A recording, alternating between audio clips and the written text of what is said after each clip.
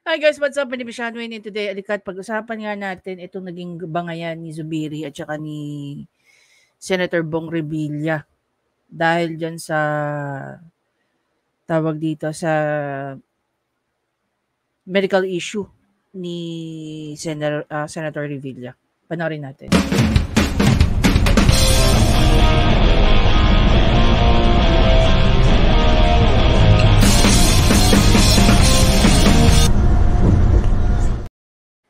Okay guys, even before natin i-play itong video na to, tatanungin ko na kayo in advance. Do you really think may point si Senator Zubiri sa kanyang sinabi? Senator Tolentino, please. Mr. President, just a point of inquiry on the basis of humanitarian consideration, Mr. President. Mr. President, I've been looking diagonally to my left for the last several days. A colleague of ours, coming from our great province of Cavite, Mr. President. May I know the exact rule, Mr. President, concerning a colleague, concerning a member of this chamber with medical devices, apparatus, and apparently under rehabilitation, Mr. President? Is he really required to be physically present during hearings? I'm referring, Mr. President, to the Honorable Senator Ramon Bong Revilla. Lagi ko po nakikita rito na may kulang na lang po wheelchair, Mr. President. Well, with due respect to our distinguished colleague, the rules is very explicit. We only amended the rules for online sessions for COVID infected individuals. Although Guys, hindi ako sure kung kailan ito nilabas. Okay? However, dito, it was 20 hours ago nung ito po ay na-upload. Okay? Napapansin ko lang, dito sa mga bagay na to, nagiging mahigpit si SP Zubiri. Okay? those that have contagious diseases, COVID, TB, Ebola, pagkaganyan, pwede yan online or is bedridden. We're lax. But the rules is very specific. It is only for contagious diseases. But due to humanitarian reasons, because he had his operation last week that he could not stand up, we allowed it. Okay, so ito, kung sinasabi niyang last week, based dito sa article na to, April pa po itong nangyari. Tama ba? April pa to nangyari. Not unless, ito, yan. Meron din article last May 14 stating that Bong Revilla's Achilles tendon surgery wound reopens. Paano nangyari kaya? However, he attended a political party rally in Manila Polo Club, was seen by everybody standing beside our president, and therefore... Ito yung sinasabi ni mamaya papanoorin natin to. Okay? So, this was 10 days ago. 10 days ago. Balik tayo kay Zubiri. He seems fit to be able to join us. And he joined us last Wednesday. To be very fair about it, he did join us last Wednesday. So I leave it now to the majority leader to make the proposition. Yeah, Mr. President, just to put on record, if Mr. President, may I take the floor? Yes, our distinguished colleague from Cavite. I just want to let you to inform the body, hindi po tayo nagpapaawa dito, no. This is just a mere parang consideration. I don't mind for humanitarian reason. I mean, I don't mind. Ako so far in the past 2 Congress, perfect attendance ang inyong lingkod. Never been late, never been absent. Sino ba namang gustong umabsent dito? That's why I want to be online. During our last session, I attended. I tried. Pero namaga yung paa eh. So it's okay, Mr. President. Kahit na mabulok yung paa dito, no problem. Para sa bayan. Yeah, just... Akala ko ba hindi siya nagpapaawa? Kahit mabulok daw yung paa.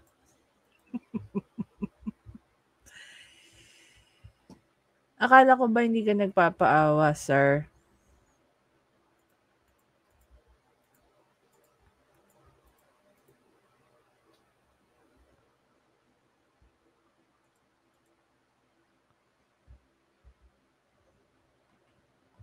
Titingnan ko yung ano niyan eh.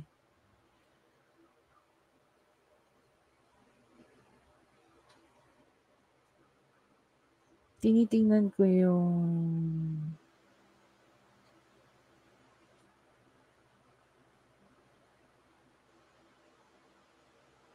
Dali lang ah. Educational attainment. Kasi, ano bang course ni Bong Revilla nung college?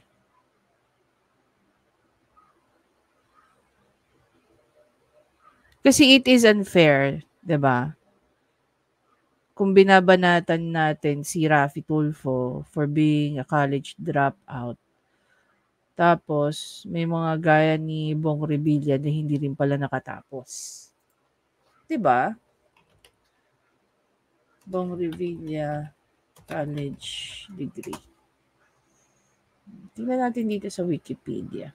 Resume. Ayun. Taranta tuloy ako. Nakagraduate naman. Nakagraduate naman.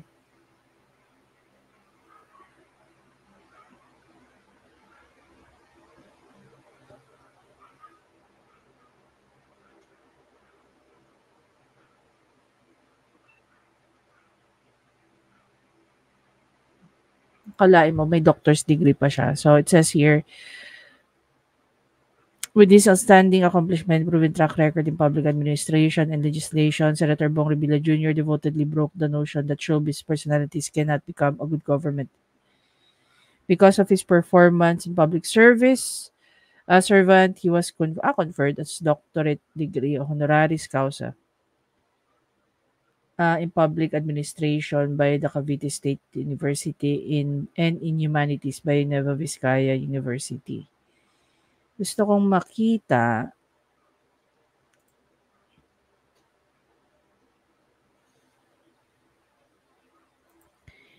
pinapakita lang dito yung honorary degrees niya. Doctor of Public Administration and Doctor Humanities. Personal life, acquittal ongoing. May ongoing cases pa pala siya eh.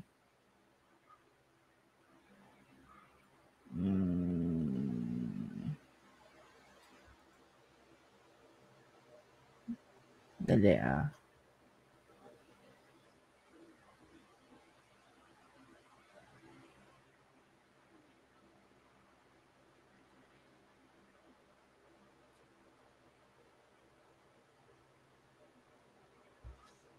Hindi sinasabi na siya ay nakagraduate ng college. Bong Revilla was born as Jose Marie Mortel Bautista Jr. to actor Jose Acuña Bautista Sr. known as professional Ramon Bong Revilla and Azucena Mortel. He finished his elementary education at the Good Shepherd School in Palico 2, Imus, Cavite. He finished his secondary education at Fairfax High School in Los Angeles, United States. So, ibig sabihin, hindi nakapag-college si Bong Revilla. Pero binigyan siya. Hindi nga nakapag-college si Bong Revilla. Kasi wala naman nakasite dito na siya ay nag-aral ng college eh. Ayon to kay Wikipedia. Pero binigyan siya ng honorary degree as Doctor of Public Service, Public Administration, and Humanities. Ano ba bearing ng isang honorary degree? 'Di ba? Buti pa pala si Raffy Tulfo sa kanya. At least si Raffy Tulfo nakatungtong ng college. Etong si Bong Revilla, high school graduate with honorary degree of doctor. Dalawang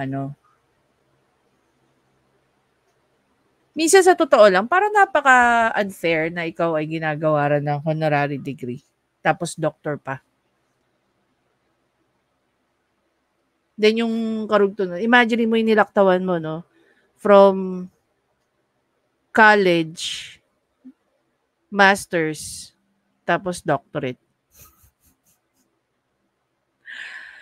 Ay, syaka.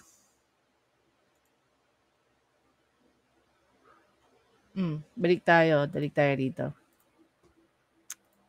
Just a reminder, Your Honor, no? I've had a perfect attendance since 1998. I have not been absent from session since 1998. For the record, I must have the longest record of appearance in the legislature. When times I'm sick, times I Hindi don't ko feel alam kung narcissist to si si SP Subiri. Lagi niyang binibida yung sarili niya. good. Times I'm also bugbog sa trabaho, but I try to make it a point to be here to show our commitment. But the rules is very clear, and I leave it back to our chairman of the Committee on Rules to make the motion or the manifestation so that we are clear with the rules. Thank you. Mr. President, may I reiterate what you mentioned about our rules? It's very clear on Rule 14, Senate Session, Section 41. Letter B, Mr. President, convene and hold session through teleconference, video conference, and other reliable forms of remote or electronic means using appropriate information and communications technology systems due to force majeure or the occurrence of a national emergency as determined by the majority of all the members of the Senate, which may prevent the convening of the Senate or the physical presence of its members in the session hall. If you recall, Mr. President, I think last week, Mr. President, there was no objection coming from our colleagues of the Senate when we made that motion, Mr. President, to somehow suspend the rules for our dear colleague who just had a terrible accident, Mr. President. And again, we would like to put on record that we commiserate with our distinguished colleague. And in rule... Grabe naman sa terrible accident. Ang tanong dyan, paano at bakit siya na-aksidente? In Section 120 of our rules... Is it related sa kanyang personal activity outside of the Senate? Or dahil yung aksidente niya was brought about by another job?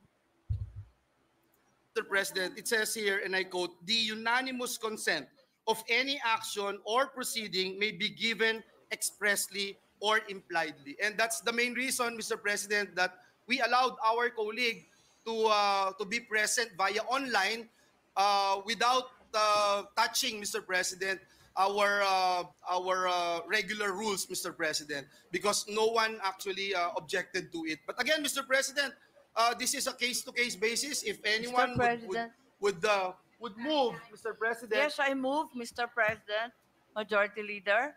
With all due respect and in recognition still of our rules, I believe there is a definition for bedridden. Given the inability of our colleague to move, I think he should be considered bedridden even under our rules. You know the reason why I'm bringing this up, because last week another colleague of ours was going to do a checkup and ask for Zoom call as well. When will this stop, Your Honors? When will this stop? What is the leeway that we're going to give our colleagues? Mr. President, we abide by the rules, and Yes. it actually says very clearly that bedridden is a category that applies. No, it's not in our rules, Madam. There's no measure in the rules on bedridden. It's the chairperson just read what is on the rules earlier. If you may repeat it, Your Honor, Majority So, Leader. But I President? understand from the Majority Leader that we could reconsider. Mr. We could President, may I ask for a reconsider minute even if suspension, Mr. no Session one suspended. actually objected.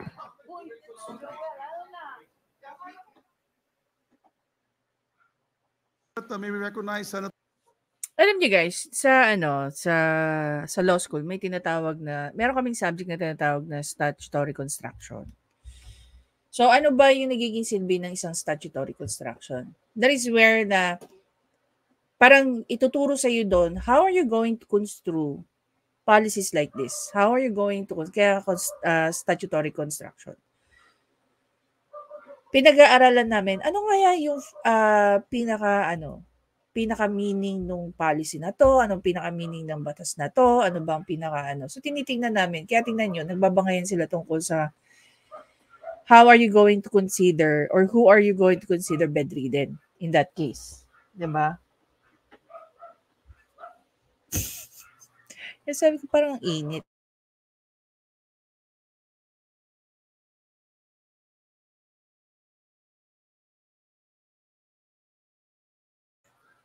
Anyway, tingnan nga natin, ano ba ang naging rason? No? Para mas lalo natin bigyan ng konsiderasyon itong si Senator Bong Revilla. So, kanina nga pinakita ko na itong article na sa inyo kanina. Last April 17, there's this article coming from GMA News Online says that Bong Revilla hospitalized after suffering injury during filming. So basically, yung kanyang injury ay dahil sa kanyang isa pang naging trabaho. Okay. Ayon dito, Senator Ramon Bong Revilla Jr. is confined at a hospital due to an injury he suffered while filming his upcoming movie project alias Pogi. In a Facebook live stream video Tuesday night, Revilla said he suffered partial tear of his Achilles heel while filming a running scene and that the doctors have recommended surgery to address the injury. Excuse me. The MRI na po ako kanina, the doctor said my Achilles heel tear is 50% dahil sa pagtakbo. Ang bilis ko raw tumakbo. Yung mga itong sinasabi na hindi tayo bumabata, tumatanda na. But I'm okay. So basically, ito yung effect na as a senator, okay, hinihingi na dapat kung ikaw ay isang public official, nakafocus ka lang sa isang trabaho mo. Because if your other work just like this, ito nangyari kay Senator Revilla, pag naapektuhan, no, yung injuries mo, yung primary mong trabaho sa taong bayan, it is very less likely na mabigyan ka ng leeway. Kasi nga, supposedly, nakafocus ka sa pagiging senador mo rather than sa pagiging artista mo on the side. I'm not saying pinaprioritize na yon. Pero kung ano yung aksidente niya sa paggawa niya ng mga, halimbawa, alam naman natin meron din siyang sitcom, di ba? Yung paggawa mo ng sitcom mo, yung paggawa mo ng movie mo, pagka na-aksidente ka dyan, affected din yung pagiging senador mo. Di ba? Oh. And then, almost a month after, there's another article coming again with GMA News Online saying that Bong Revilla's Achilles tendon surgery wound reopens. How did that happen? Revealed that his Achilles tendon surgery wound has reopened, prompting him to continue his attendance in Senate sessions virtually. In a statement, Revilla said that he was advised by his doctors to take a medical leave from the plenary session. Bakit nga naman hindi niya gawin yon? Sa aking physical na pagdalo at paglawak sa plenaryo na taliwas sa paulit-ulit na payo ng aking doktor na mamagat ang bahaging bumubuka ang sugat mula sa... So dito, nakakatawa naman na parang lumalabas, okay, dahil sa dedication ko sa trabaho ko bilang senador, so parang lumalabas, kasalanan patuloy. Alam mo yun, parang ito yung tinatawag nating panggagaslight na eh. Diba? Diba dapat isipin mo, nung ginagawa mo yung movie mo, hindi mo naisip na kung ano man yung mga disgrasyang pwede mong abutin dyan sa ginagawa mo, pwede rin maapektuhan ang pagiging senador mo. Tapos ngayon, parang lumalabas pa, dahil sa dedikasyon mo sa pagiging senador mo, nagsasuffer ka physically. Parang I find that very unfair. Diba? Revilla said Senate President Juan Miguel Zubiri initially decided not to allow him to participate in the Senate deliberation virtually. Which is ako, partly I agree with Senator Zubiri dito. Diba? Babalik na naman tayo dun sa pinaka-basic. Ano ba tong basic na to? Na you were not supposed to be working aside from being a senator while you are a sitting senator. Diba? Kasi nga, we are trying to avoid something like this. You have to set your priorities. Sana bilang isang senador ka, hindi mo rin, I'm not only addressing this to Revilla, no? Dahil ilan din naman sa kanila ang nag-aartista, gaya ni Lito Lapid, ni sino pa, si Robin Padilla. Kung hindi nyo po kaya mag-focus sa pagiging senador nyo lang at gusto nyo talaga ng side hustle pa at hindi kayo nakukontento sa nagiging sahod ninyo dyan sa loob ng Senado na napakalaki, tapos malalaman namin na hindi man lang kayo nakatungtong ng college, 'di ba? At least kahit papaano, si Raffy Tulfo nakapag-college. Etong si Bong Revilla, I don't know, si Lito Lapid ba napag-college din? Imagine niyo, hindi ko alam kung gaano rin karaming senador sa ibang bansa ang bumoboto sa mga tao na underqualified. Samantalang, pag ikaw nag-apply ka as a cashier sa isang store or sa isang supermarket or sa isang malaking establishmento, they have this qualification, at least high college degree holder. Pero may mga senador tayo na very crucial ang ginagawa, lalo-lalo na sa legislative. Kung kami nga pinag-aaralan namin yan within the walls of College of Law. Imagine mo, nakapag-baccalaureate, nakapag-undergrad degree na kami. Tapos saka lang natin mas lalong iniintindi yung paano gumawa ng batas. Then may mga senador tayo na ganito. 'Di ba? Tapos yung pasweldo natin sa mga yan, mas malaki pa sa pasweldo ng mga nakatapos. It's really funny. And ito rin yung yung sinasabi ni ito yung sinasabi ni Senator Zubiri. Naka-attend ka ng Revilla enthusiastic with the new PFP Lakas Alliance, confident is a great stride towards 2025 midterm election. Na-aksidente ka, may nangyari sa'yo, pero naka-attend ka ng signing. Doon pumuntos si Senator Zubiri. Kung may problema ka pala, bakit ka sumama dyan? Diba? Dito rin naman sa interview niya na nangyari about 10 days ago.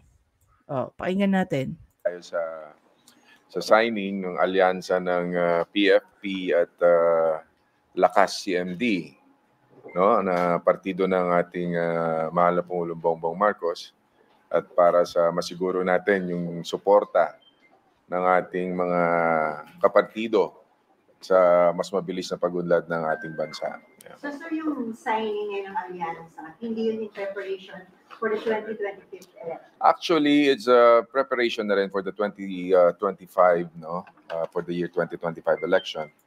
See? Dito sa punto na to, may point talaga si Senator Zubiri.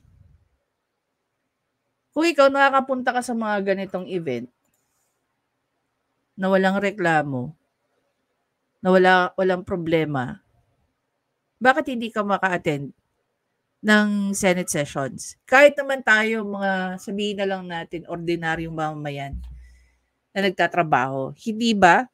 Halimbawa, doon sa mga nagbabasketball, doon sa mga nagbabasketball na nakakuha ng ganitong injury.